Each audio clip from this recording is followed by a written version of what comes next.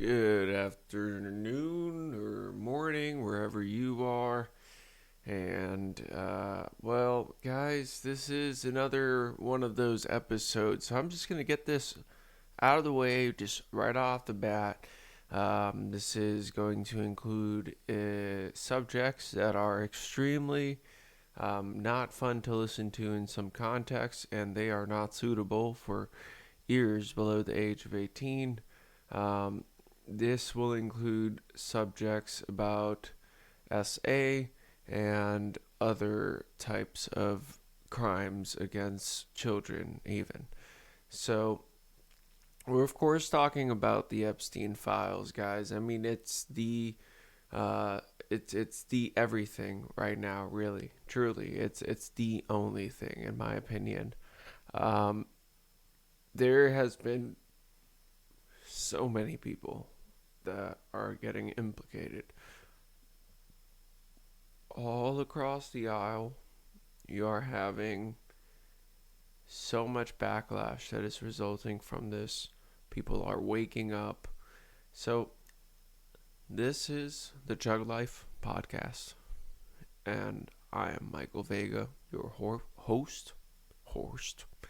I am your host for this episode and all episodes, as always.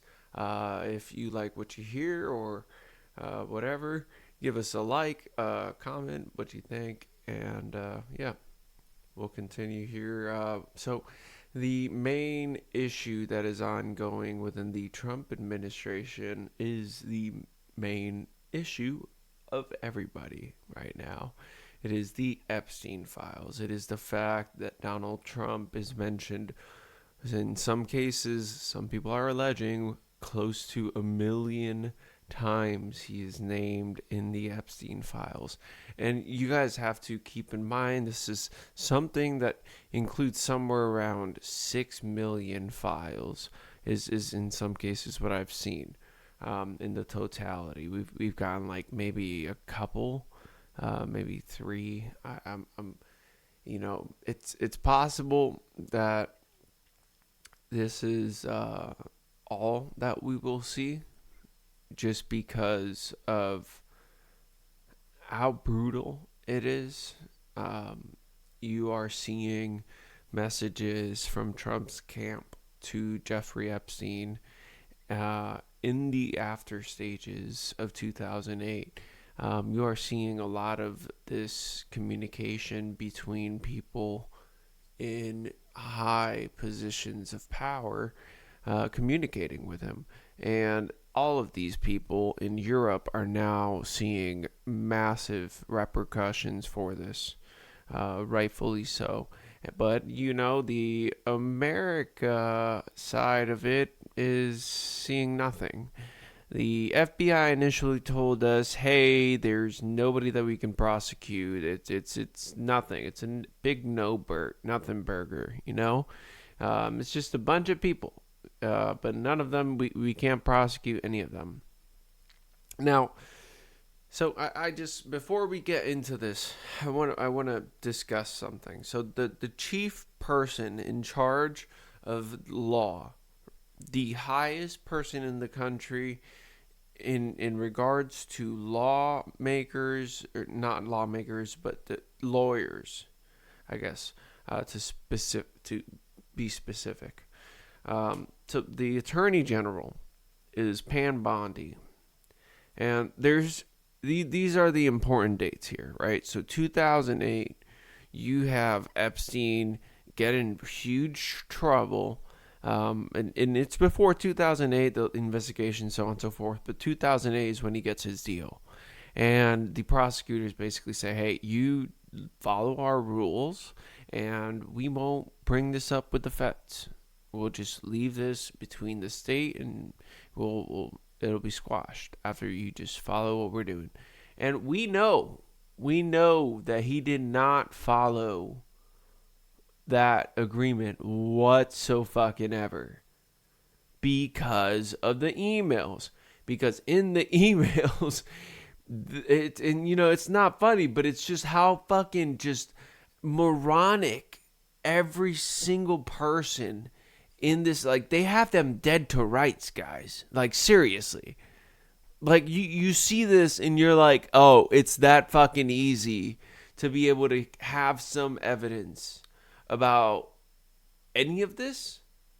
And yeah, it's they're really they're like that. They're like that, guys. Truly, they don't care. They don't think they're gonna get in trouble. It's just like this impossible reality that they will never ever consider. So just anyhow, so 2011 is when Pam Bondi becomes the Florida Attorney General, and that's 8 years she has in Florida, literally up till Epstein's death. She was, in power in Florida as a top lawmaker there. Or not lawmaker. That's the congressman and Senate. I keep getting that, conflated. Lawyers. That's, the attorney general. So, the reason why this is important, guys, okay, and the reason why I'm kind of harping on this is because she then gets put into power when Trump comes back into power as the federal attorney general. And now she is part of the Epstein cover up. And it's not even being part of the Epstein cover up. She is part of the Epstein files, in my belief. I believe that there are unredacted files. So here's the thing, right? We keep saying there's 6 million files, whatever, that they've released. But here's the main thing that I'm focused on. The unredacted portions that they say could have CSAM and could have other material like that, that could be identifying victims. I'm curious if they snuck in Trump's redactions and Pam Bondi's redactions. And then I'm even more curious just to what extent it kind of bleeds over to covering for Epstein too. And Ghislaine. Maybe there's worse shit in there, but and the main problem here is that they don't care about respecting victims, and they're not doing any of this with the victims in mind, because the victims sent them a pretty little letter saying, hey, please do not include any of this stuff. And they included the fucking email itself in the release. So it's truly just some ghoulish shit, guys. I don't know how to explain it worse than that, I guess. Right now I'm just lost for words. But some of the people included in the these unredactions here, Andrew Mountbatten Windsor, of course, the prince of the royal family, Elon Musk, Richard Branson, Donald Trump, Bill Clinton, Stephen Tisch, Casey Wasserman, Ehud Barak, Larry Summers, Howard Lutnick, Sergey Brin, Steve Bannon, Miroslav Lashkechak. I don't know if I said that. Whatever. So, Bill Clinton, Donald Trump, presidents, obviously, guys. Richard Branson, owner of Virgin Airlines, as we all know. Elon Musk, richest man on earth, as we all know. So, here's the thing. I'm not surprised at any of this shit. I don't think anybody would be surprised at any of this shit aside from MAGAs.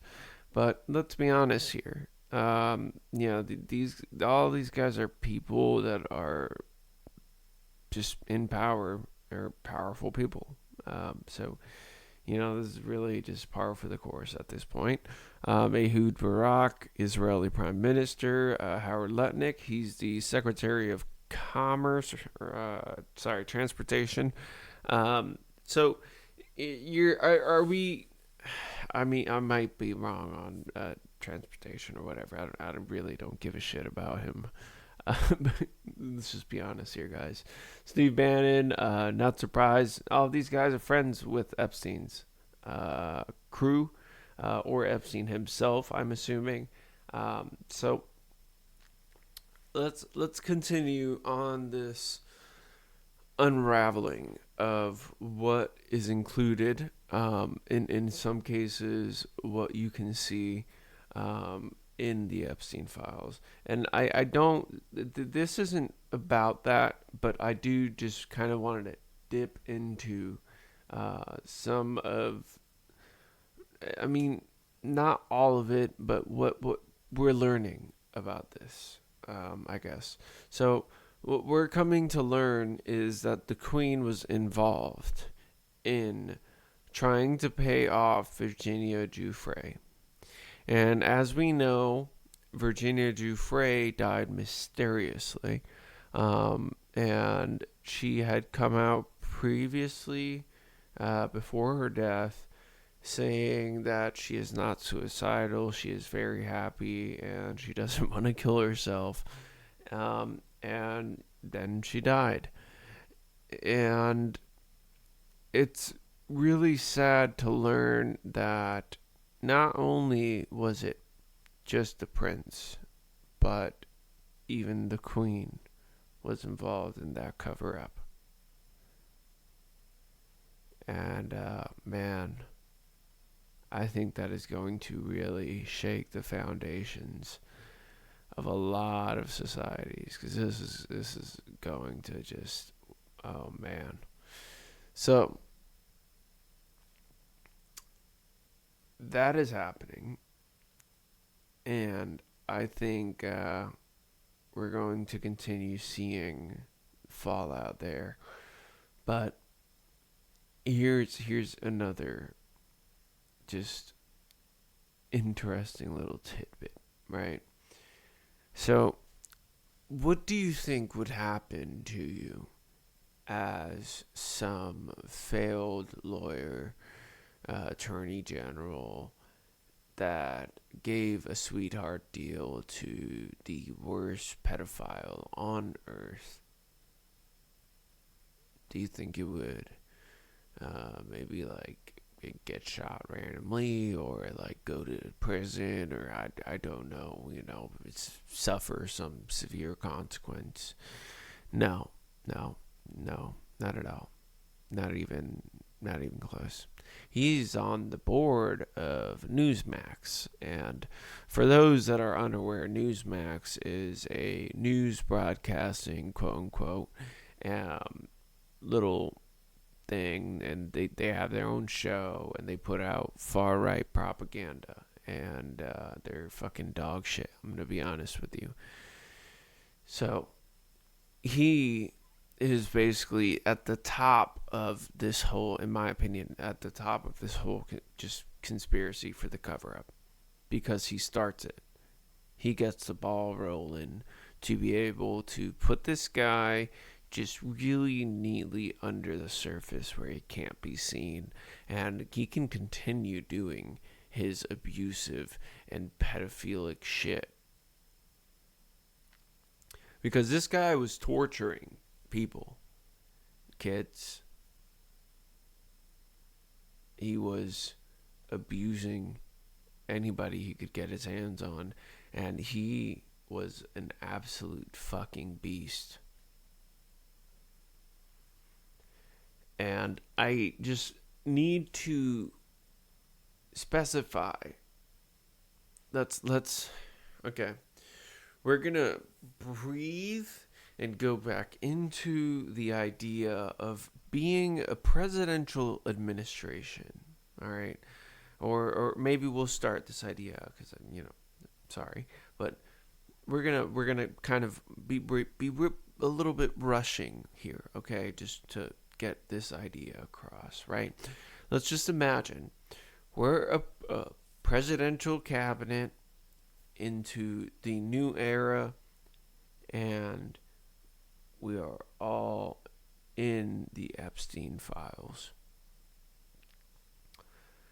the most consequential document or information dump of our time is just littered with right wing names and left wing names and all of these pedophiles that are in power.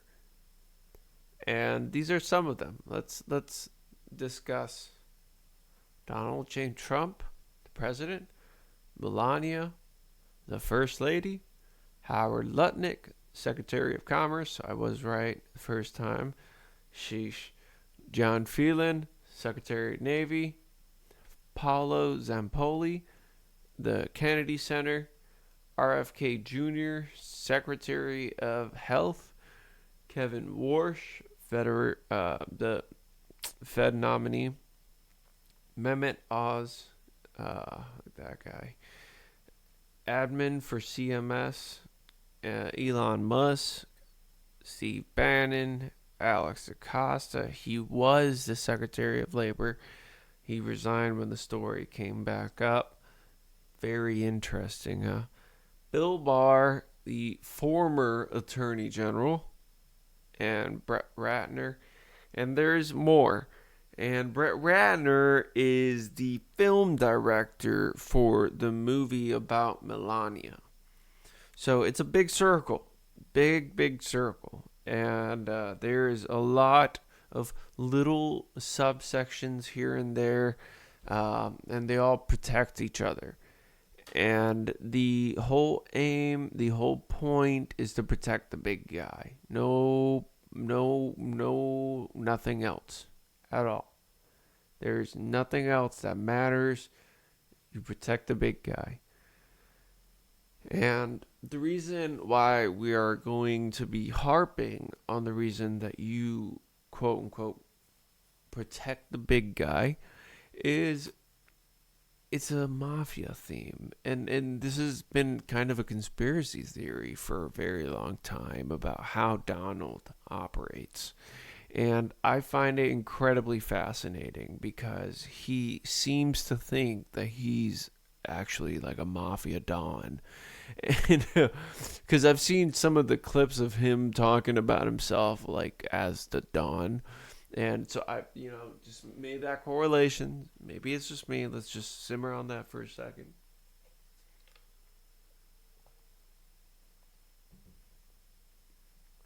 So I think that if there is any repercussions from this, it's got to start with Trump. Let's just be honest here. But problem is that there's presidential immunity, so we don't know if that's something that is going to happen. But we will see. England's doing it. Europe is doing it. Maybe our judges in the SCOTUS will get ballsy. Who knows? But let's continue here. So in 2006, there's a report, so to speak, that Donald makes to police about Jeffrey Epstein. And the problem is that at the end of the day, they were in contact afterwards. So, but I do want to reflect here. So they knew as far back from what we've seen just from victims' reports, it's been as far back as 1990, that there was a report about Epstein to the FBI. And this was actually scanned. That's how it is part of the Epstein files. I mean, it could be that nobody ever saw it, but I refuse to believe that. And just in my opinion, that's just, you could play it either way, but I'm just providing information here. And I find this incredibly interesting because Donald Trump has repeatedly gone to lengths to try and kill this story. The press secretary goes out every day and she's like, we're trying to move on. Donald Trump is every single time he's asked about Epstein, he's trying to move on. So they hate this story. They know that it is working in just numbers and droves to awaken people to the problem that is Donald Trump.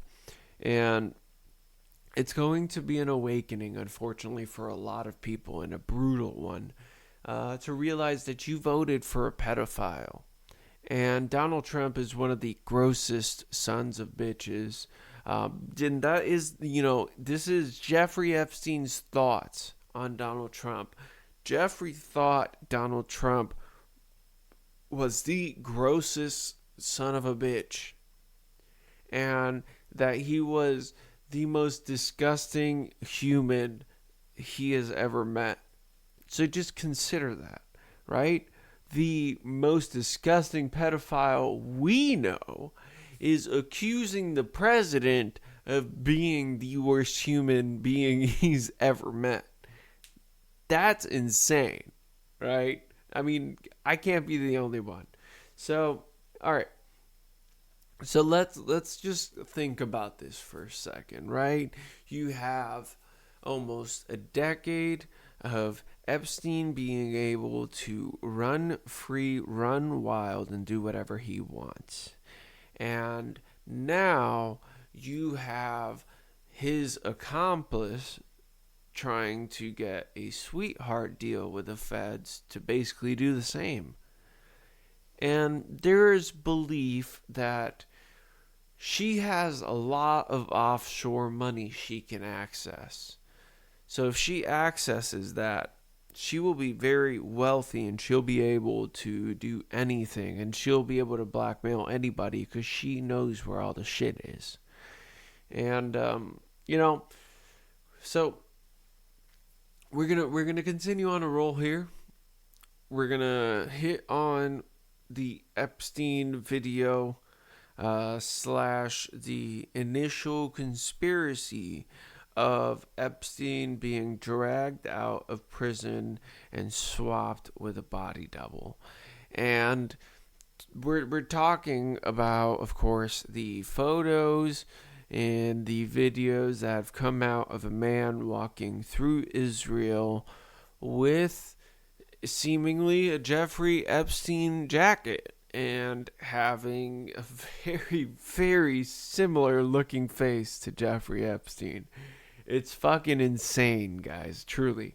So just to consider for a second that if maybe some other body ended up in Jeffrey Epstein's cell, would you have turned off the cameras too?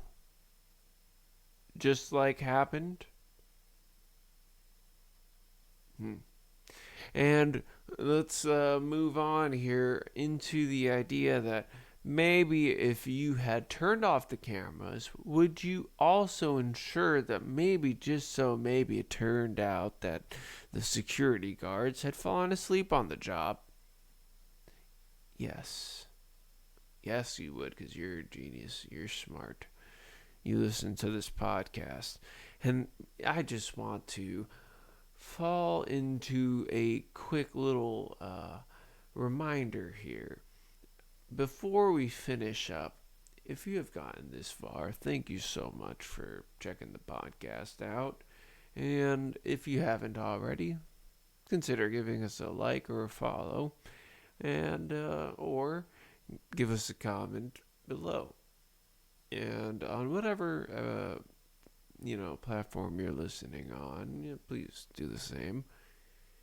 And with that being said, ladies and gentlemen, I do want to remind you all that there is something very important that is happening within the general populace of being awakened to all of this and being able to see with your eyes without being able to be influenced by the populist movement and by the politics of the time. And I know it can be difficult, but sometimes it's important for you to analyze instead of falling into mass thinking. I don't know. Maybe that's just me or something. But with that being said, ladies and gentlemen, you guys have a lovely day. Thank you for checking out the podcast. And as I mentioned, if you haven't already, please give us a follow and a like. And see you guys later.